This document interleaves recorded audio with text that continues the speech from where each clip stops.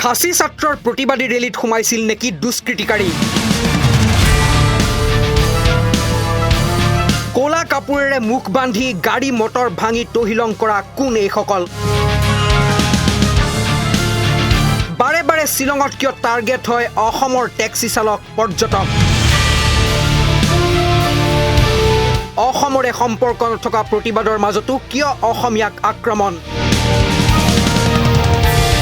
Taxi চালকৰ প্ৰতিবাদত উত্তাল খানাপাৰা শিলঙত দায় সৰাৰ চেষ্টা খাচী ছাত্ৰৰ শিলঙৰ ৰাজপথত বুধবাৰৰ নিশা ছাত্ৰৰ প্ৰতিবাদৰ নামত এই নোহোৱা নোপোজা ঘটনা বাইকত অহা মুখত কোলা কাপোৰ বন্ধা প্ৰতিবাদকাৰীয়ে ৰাজপথত সংঘটিত কৰিলে লংকাকাণ্ড গাড়ী মটৰ ভাঙি অগ্নিসংযোগ কৰাৰ লগতে নিৰীহ জনতাৰ ওপৰত আক্ৰমণ চলাই ৰাজহুৱা সম্পত্তি বিনষ্ট কৰি সংঘটিত কৰিলে ব্যাপক হিংসাত্মক কাৰ্যকলাপ আকস্মিক এই উত্তেজনাপূৰ্ণ পৰিস্থিতিৰ মাজত দিক বিদিক হেৰুৱালে শিশু মহিলা বৃদ্ধসহ ৰাজপথত উপবিষ্ট সৰ্বসাধাৰণে শিলঙৰ ৰাজপথত প্ৰথমবাৰলৈ মুখাধাৰী প্ৰতিবাদকাৰী দেখি হতচকিত হৈ পৰিল স্থানীয় সচেতন নাগৰিকো বুধবাৰৰ এই প্ৰতিবাদ আছিল খাচী ষ্টুডেণ্টছ ইউনিয়নৰ শ্ৰী চিমেণ্টৰ ৰাজহুৱা শুনানি বাতিল স্বচ্ছ নিয়োগ ব্যৱস্থা সংশোধিত প্ৰব্ৰজনকাৰী শ্ৰমিক আইন বলবৎকে ধৰি 5 দফীয়া দাবীৰ সমৰ্থনত ছাত্ৰ সংগঠনটোৱে উলিওৱা বাইক ৰেলীৰ মাজতে একাংশ উদণ্ড প্ৰতিবাদকাৰীয়ে সৃষ্টি কৰে এই অৰাজক পৰিস্থিতিৰ আক্ৰমণকাৰীৰ ধ্বংসলীলাৰ পৰা আনকি সাৰি নগ'ল স্বামী বিবেকানন্দ নেতাজী সুভাষ চন্দ্ৰ বসুৰ প্ৰতিমূৰ্তিও পৰিস্থিতি নিয়ন্ত্ৰণৰ বাবে মেঘালয় আৰক্ষীয়ে কন্দুৱা গেছ নিক্ষেপৰ লগতে খাচী ষ্টুডেণ্টছ ইউনিয়নৰ শীৰ্ষ নেতৃত্বৰ বিৰুদ্ধে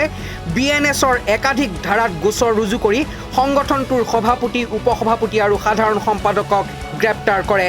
পাছত এই ঘটনাৰ বাবে দুখ প্ৰকাশ কৰি এক সংবাদমেলত কেএছইউৰ নেতৃত্বই তেওঁলোকৰ প্ৰতিবাদক বদনাম কৰিবলৈ একাংশ দুষ্কৃতিকাৰীয়ে হিংসাত্মক কাৰ্যকলাপ চলোৱাৰ অভিযোগ তোলে Not aware of such incident that took place.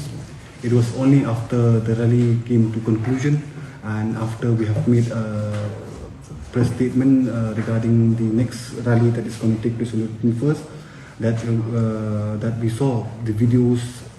that have been circulated in the social media platform through various news channels and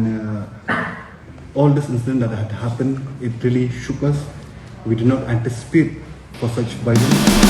ইফালে অসমৰ সৈতে কোনো সম্পৰ্ক নথকা বিষয়ক লৈ প্ৰতিবাদৰ মাজত নিৰীহ অসমীয়া টেক্সি চালক পৰ্যটকৰ ওপৰত বৰ্বৰ আক্ৰমণৰ বিৰুদ্ধে জাঙুৰ খাই উঠিছে অসম ৰাজ্যিক চালক সন্থা বুধবাৰৰ ঘটনাত অসমৰ কেইবাখনো বাহন দুষ্কৃতিকাৰীয়ে ভাঙি চুৰমাৰ কৰাৰ লগতে চালক আৰোহীক আক্ৰমণৰ লক্ষ্য কৰি লৈছিল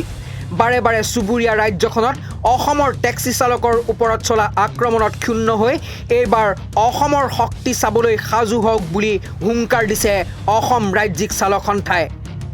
এইয়া মেঘালয়ৰ প্ৰথমটো ঘটনা নহয় আৰে প্ৰতিবাদ কৰাৰ অধিকাৰ সকলোৰে আছে কিন্তু প্ৰতিবাদৰ নামত নিৰীহ জনতাৰ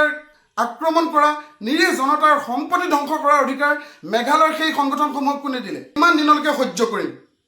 আপুনি আলোচনা কৰি থাকিব আমি পিটন খাই থাকিম আপুনি কথা পাতি থাকিব আমাৰ লৰাই মাৰ খাই থাকিব